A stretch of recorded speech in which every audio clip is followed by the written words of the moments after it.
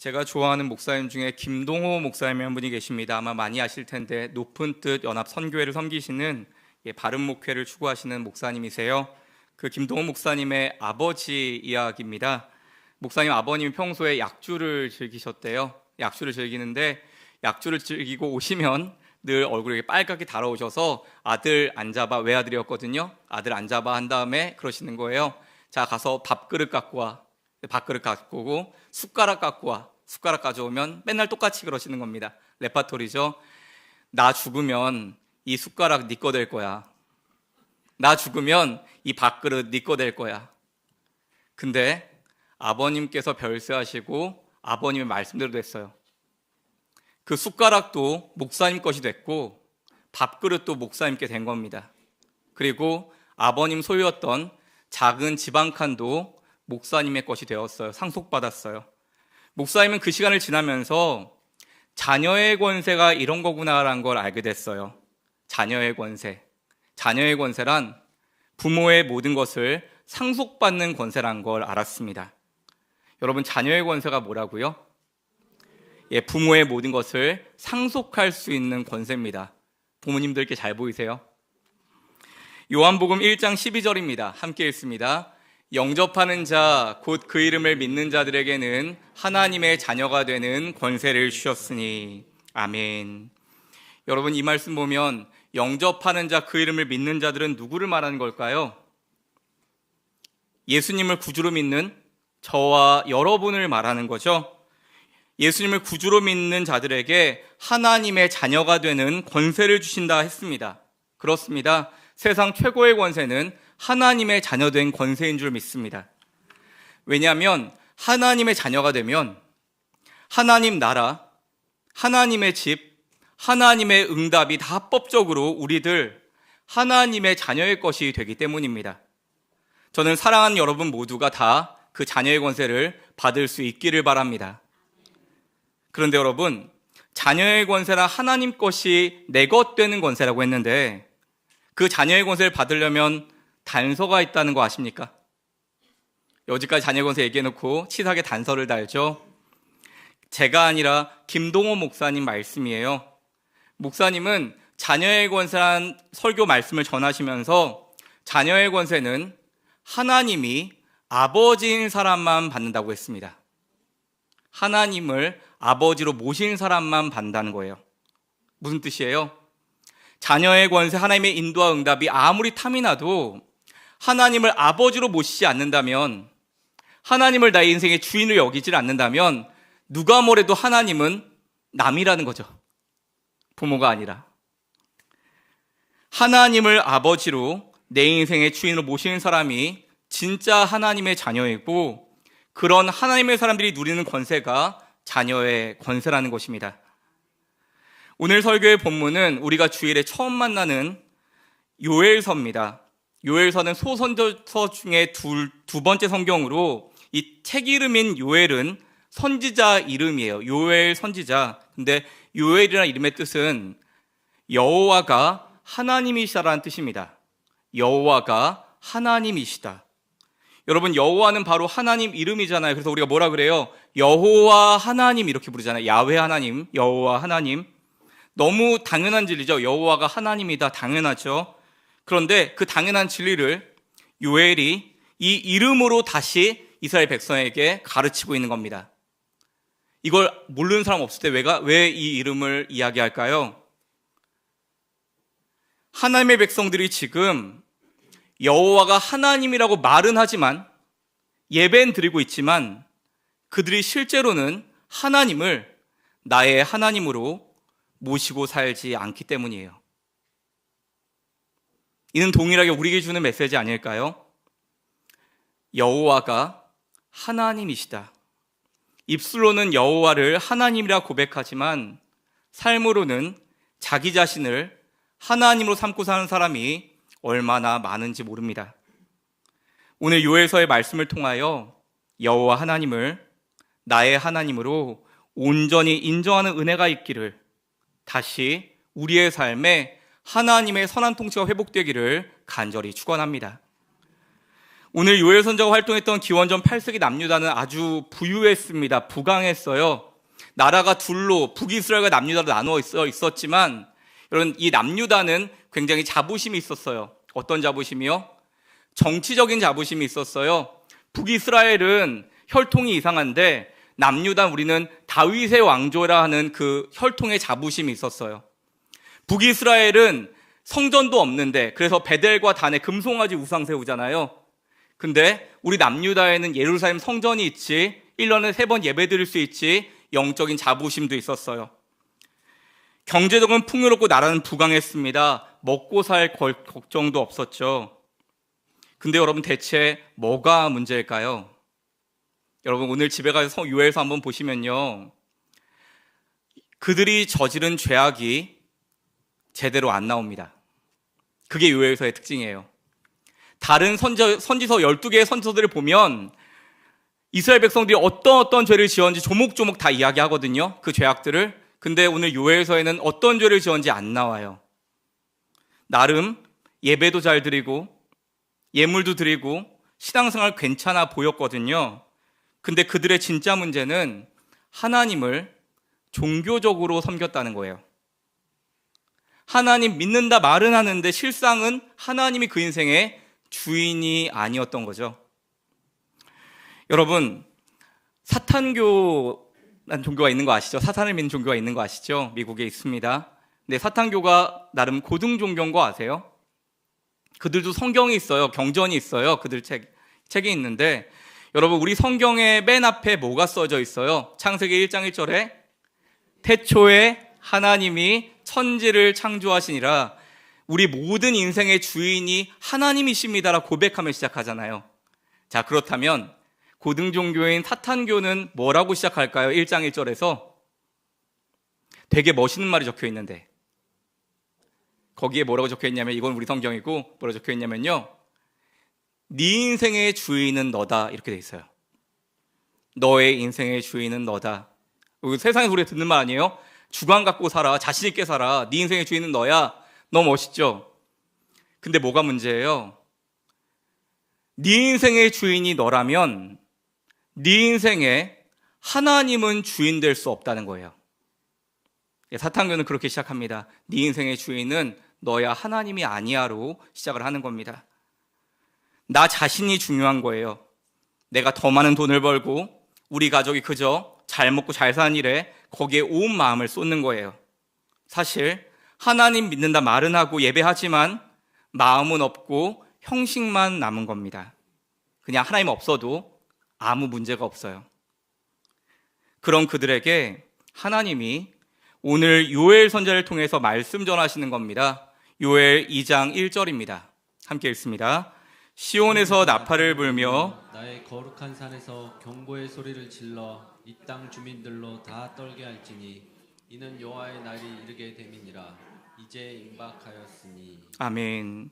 여러분, 여호와의 날이 우리에게 다가온다라 말씀하는데, 이 여호와의 날은 어떤 날일까요? 좋은 날 같으세요? 죄송해요. 심판의 날을 말해요. 여호와의 날은 하나님이 이 땅의 모든 역사를 끊어버리는 날이에요. 하나님이 이 땅의 모든 인류를 여기까지다 한 날이에요. 여러분, 사람이 열심히 공부하고 사업하고 관계 맺으면서 살아가다가 어느 날 몸이 좀 이상해서 병원 갔는데 그러는 거예요. 3개월밖에 못 삽니다. 이런 이야기 들었을 때 얼마나 황당하고 황망하겠어요. 내가 정말 할 일이 이렇게나 많은데, 난 꿈도 있고 비전도 있고 스케줄 꽉 차 있는데 3개월밖에 못 산다라고 의사가 그랬을 때 그 사람 마음이 어떨까요? 그런데 여러분, 지금 요엘서가 말하는 인간의 삶이 그렇다는 겁니다. 우리의 삶이 그렇다는 겁니다. 우리의 생각은 영원히 살 것 같고, 우리의 삶은 영원히 계속될 것 같고, 내가 많은 걸 할 수 있을 것 같지만, 그러나 우리에게는 한계가 있다는 거예요. 여러분, 한계라는 걸 알게 되면 그때부터 어떻게 살게 되나요? 3개월 후면 죽습니다. 그러면 사람 사는 게 달라집니다. 이전과는 전혀 다른 삶을 살게 되겠죠. 왜? 모든 걸 생각하는 가치가 다 바뀌게 되거든요. 이전에 악착같이 남의 눈에 눈물 내고 피눈물 내면서 내가 살아남아도 그렇게 독하게 살다가 내 인생 갉아먹고 다른 사람 해코지하며 살다가 이제는 그렇게 살 수 없는 거죠. 왜? 그게 다 부질없다는 걸 알게 되니까. 여러분, 하나님이 우리에게 그 여호와의 날을 말씀하신 이유가 뭘까요? 우리가 살아가는 지금 이 삶이 정말 제대로 사는 삶인가를 한번 돌아보라는 겁니다. 정말 지금 이렇게 사는 것이 맞나? 이렇게 살다가 마지막 날 주님 만나는 게 우리에게는 두렵지 않겠는가를 돌아보라는 거예요.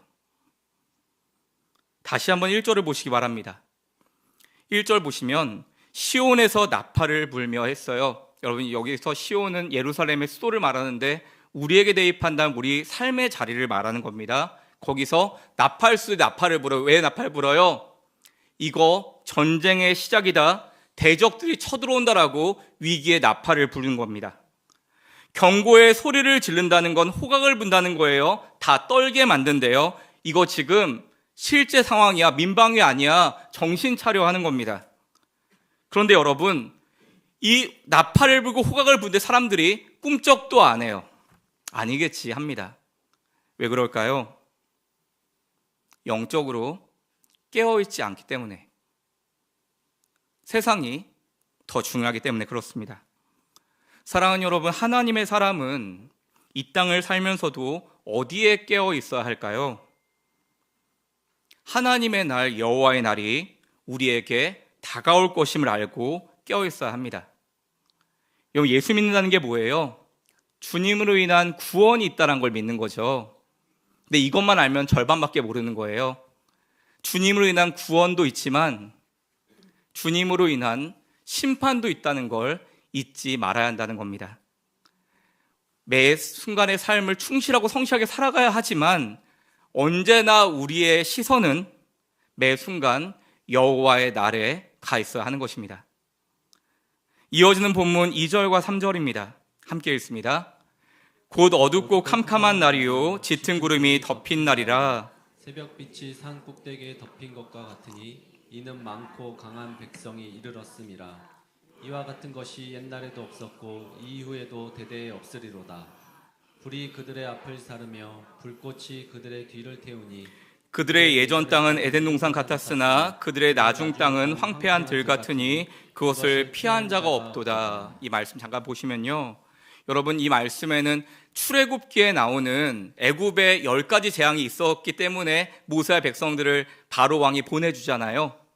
근데 여호와의 날, 심판의 날에 이런 애굽의 재앙 같은 일들이 임할 건데 2절을 보시면 어둡고 캄캄한 날이요 짙은 구름이 덮인 날이라고 합니다. 이거는 어떤 재앙을 말하는 걸까요? 여러분, 흑암 재앙 들어보셨어요? 세상의 모든 곳에 어둠이 임하는 재앙이 흑암 재앙이거든요. 빛이 없는 재앙. 두 번째, 2절에 새벽빛이 산꼭대기에 덮인 것 같으니 이는 많고 강한 백성이라고 했어요. 이건 군대일까요? 아니요. 메뚜기 재앙을 말하는 겁니다. 새벽빛이 산꼭대기에 덮인 것 같다? 무슨 말이에요?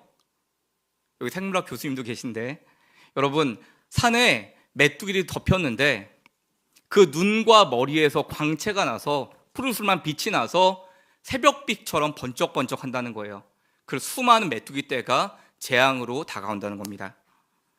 여러분, 우리가 읽지 않은 요에서 1장에서는 먼저 이 메뚜기 재앙을 예고하고요, 그리고 나서 흑암 재앙을 말해요. 그들의 모든 땅은 에덴 동산 같았지만 이 메뚜기 재앙과 흑암 재앙이 지나고 나면 그곳은 황폐한 들이 될 거다 하는 겁니다. 여러분, 그런데 출애굽기에 보면 애굽의 10가지 재앙이 임하고 바로가 하나님께 항복하게 되는데 8번째 재앙이 뭘까요? 메뚜기 재앙. 9번째는요? 흑암 재앙이에요. 그 다음 10번째 뭘까요?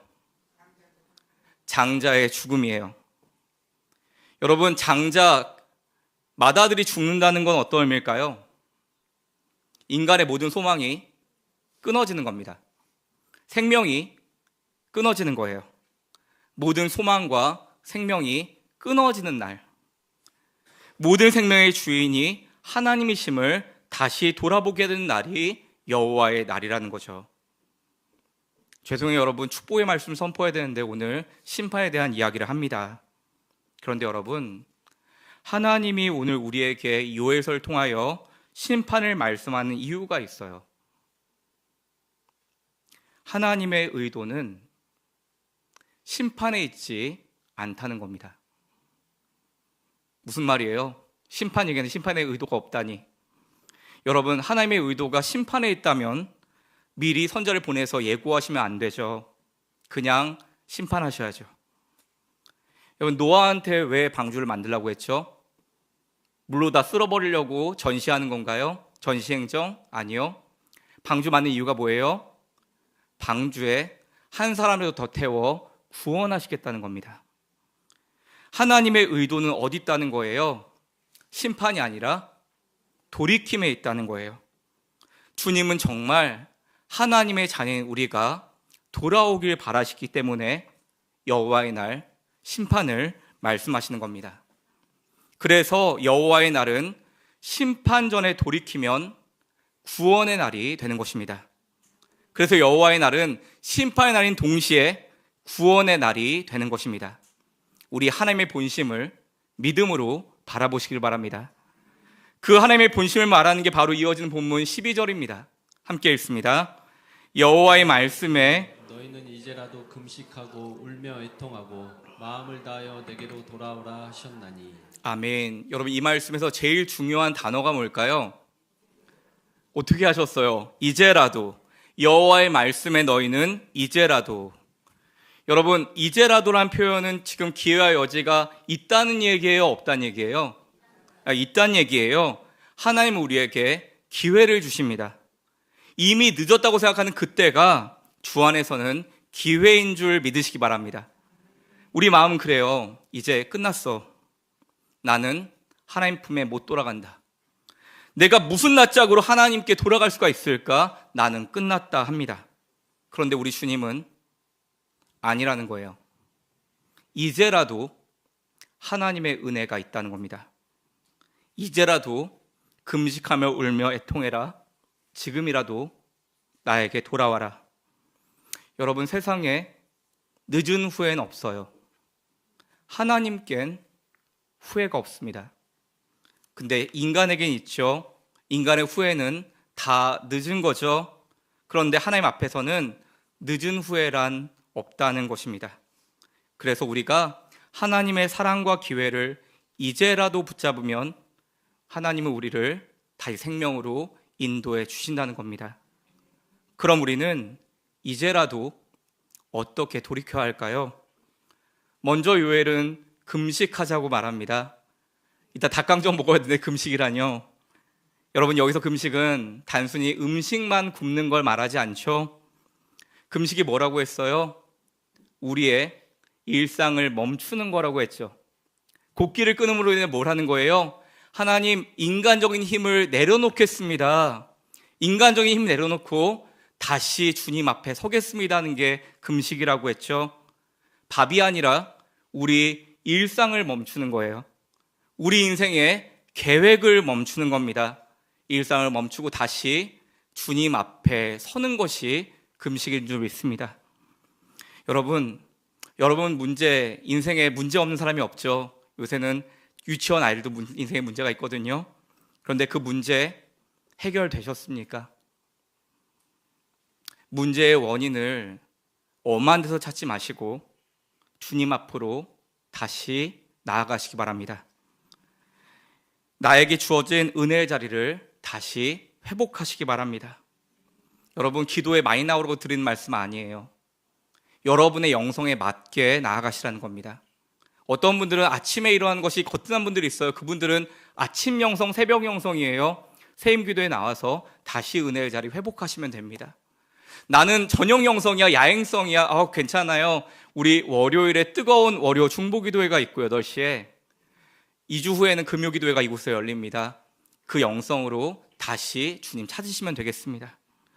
이어지는 본문 13절입니다. 함께 읽습니다. 너희는 옷을 찢지 말고 마음을 찢고 너희 하나님 여호와께로 돌아올지어다.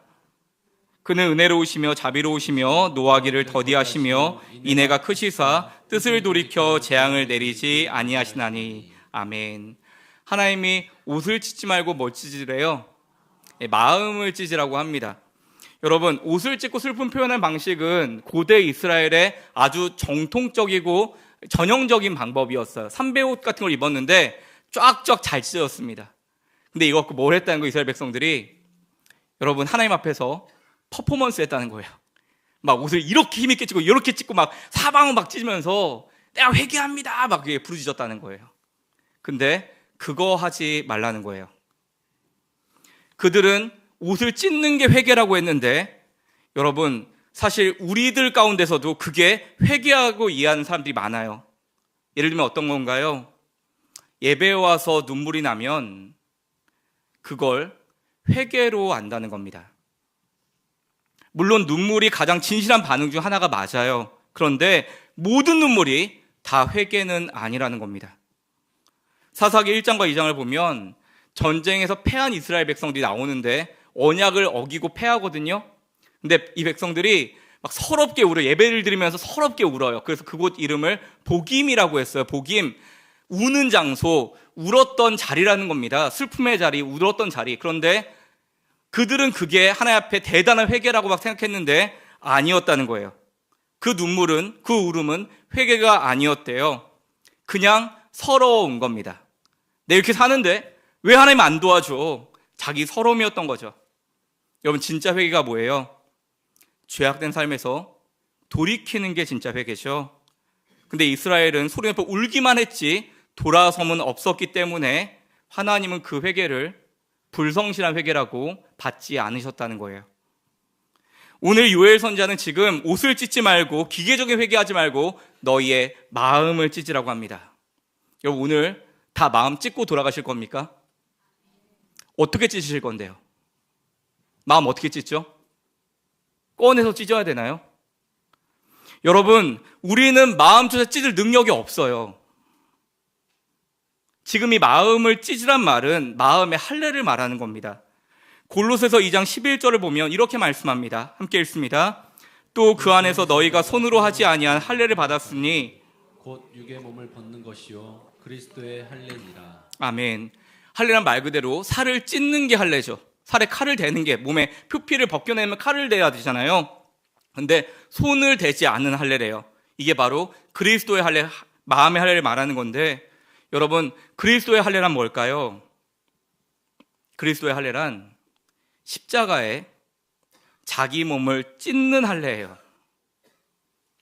저와 여러분이 스스로 마음을 찢을 능력이 안 되니까 하나님의 아들 그리스도께서 이 땅에 와서 자신을 찢으셔서 우리를 살려주신 게 그리스도의 할례입니다.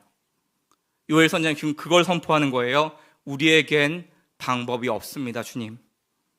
어떤 구원의 수단도 자정의 능력도 없으니까 마음을 찢으라 하시지만 우린 마음 찢을 능력이 안 되니까 이걸 누가 오셔서 하시는 거예요? 그리스도께서 오셔서 하시는 겁니다. 골로새서 2장 12절입니다. 함께 읽습니다. 너희가 세례로 그리스도와 함께 장사되고 또 죽은 자들 가운데서 그를 일으키신 하나님의 역사를 믿음으로 말미암아 그 안에서 함께 일으키심을 받았느니라. 아멘. 여러분, 예수 그리스도께서 이 땅에 오셔서 십자가에 달려 죽으시면서 거기에다가 우리의 모든 죄를 다 묶어 놓으셨어요. 십자가 위에다가. 그러나 어떻게 하세요? 자신을 찢음으로 우리를 살려내시는 겁니다. 그게 십자가 은혜예요. 이걸 믿는 게 믿음이에요. 십자가 구속의 은혜 외에는 우리에겐 방법이 없다는 겁니다. 하나님, 우리의 일상을 멈춰섭니다. 우리 마음을 찢고 주님께로 돌아가게 하옵소서. 하나님이 아니라 나 자신을 예배하며 살았던 교만한 죄악들을 용서하여 주옵소서. 그런데 주님, 우리에겐 스스로 마음을 찢을 능력이 없사오니 십자가 구원의 주님께서 우리 마음을 찢어주사 하나님께로 돌아가게 하옵소서. 우리의 기도가 되고 응답이 되길 간절히 소망합니다. 그렇게 주님께로 회개하며 기도하며 돌이키는 우리에게 어떤 은혜가 임할까요? 18절의 은혜가 임합니다. 보라색 글씨만 함께 읽습니다. 그때 여호와께서 그의 백성을 불쌍히 여기실 것이라. 아멘. 그렇습니다. 심판이 회복의 날로 바뀌게 된 건 그들의 군대가 강하여서 전쟁에서 이겨서가 아니라 회개 기도하며 하나님께 돌아왔기 때문입니다. 그렇습니다. 항상 회복의 시작은 기도인 줄 믿습니다. 오늘 성경은 우리에게 주님께 돌아가는 기도를 통하여 시작된 회복의 때 하나님이 그들의 문제를 해결하기 시작한다는 걸 보여주고 있습니다. 이어지는 본문 25, 26절입니다. 우리 색깔 글씨만 같이 읽습니다. 내가 전에 너희에게 보낸 큰 군대 곧 메뚜기와 느치와 황충과 팥중이가 먹은 횟수대로 너희에게 갚아주리니 너희는 먹되 풍족히 먹고 내 백성이 영원히 수치를 당하지 아니하리로다. 아멘. 여기서 여러분 25절에 큰 군대는 메뚜기 재앙 말하는 거예요. 메뚜기, 느치 막 다 나오죠. 근데 얘네가 와서 다 먹었는데 그거 어떻게 한다는 거예요? 내가 갚아줄 거야. 다시 너의 일상의 열매를 풍성하게 만들 거야. 26절에 보면 금식하던 백성들이에요. 근데 어떻게 하신대요? 너희는 먹되 풍족히 먹게 될 거야. 은혜의 온전한 회복을 말하는 겁니다. 우리가 회개할 때 하나님이 일하시는 줄 믿습니다. 이어지는 본문 27절 그 온전한 회복을 선포합니다. 색깔 글씨만 읽습니다. 내가 이스라엘 가운데 있어 너희 하나님 여호와가 되고 내 백성이 영원히 수치를 당하지 아니하리로다. 아멘. 여러분, 자녀의 권세는 누구한테 임한다고 했어요? 하나님이 나의 하나님인 사람만 자녀의 권세가 있다고 했죠. 내가 다시 너희의 하나님이 되고. 여러분, 우리에게 온전한 회복은요, 기도 한두 가지가 응답되는 게 아닙니다. 그것도 귀하지만 그리스도인에게 온전한 회복은 하나님이 다시 나의 하나님 되는 겁니다. 하나님이 다시 내 인생의 주인, 내 삶을 인도하는 아버지, 내 인생에 변하지 않는 목자 되는 겁니다. 그때 자녀의 권세도 회복될 줄 믿습니다. 사랑하는 여러분, 정말 삶의 회복 원하십니까? 그렇다면 이제라도 주님께로 돌아가시기 바랍니다. 삶을 멈추고 주님께 향하는 은혜의 자리로 다시 돌아가시기 바랍니다.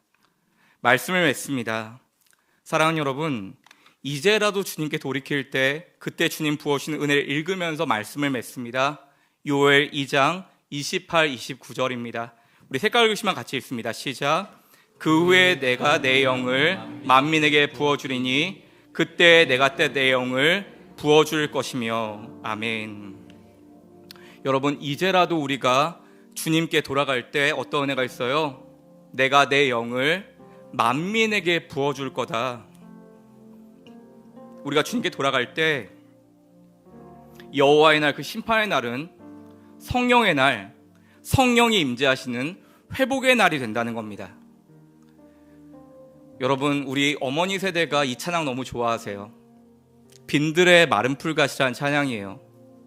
저도 제 마음이 메마르고 공고할 때 혼자 기도에 하는 자리에 앉아서 이 찬양을 부릅니다. 걱정하지 마세요. 부르지 않을 겁니다. 가사만 읽어드릴게요. 대신 이 가사를 여러분 마음에 담으시면 좋겠습니다. 빈들의 마른 풀같이 시들은 나의 영혼, 주님의 약속한 성령 간절히 기다리네. 가물어 메마른 땅에 단비를 내리시듯 성령의 단비를 부어 새 생명 주옵소서. 여러분, 심령이 메마르셨습니까? 해결의 돌파구가 보이지 않으십니까? 그 모든 삶의 근원 대신 하나님께 다시 돌아가시기 바랍니다. 성령이 비처럼 부어진다는 건 메마른 땅에 단비가 내려 옥토밭이 된다는 걸 말합니다. 여러분, 그 어떤 메마른 심령도 주님께 돌아갈 때 하나님의 좋은 밭으로 회복될 줄 믿습니다. 하나님, 우리의 메마른 심령이 옥토와 같은 하나님 밭으로 회복되게 하옵소서. 이 시간 이제라도 기도하는 우리에게 하나님의 영 성령을 부으사 먼저 하나님께 돌아가게 하옵소서. 그것이 진정한 회복의 시작되게 하여 주옵소서. 이제라도 하나님을 나의 하나님을 섬기며 전심으로 예배하는 인생 되게 하여 주옵소서. 이것이 우리의 기도가 되고 응답이 되길 간절히 축원합니다.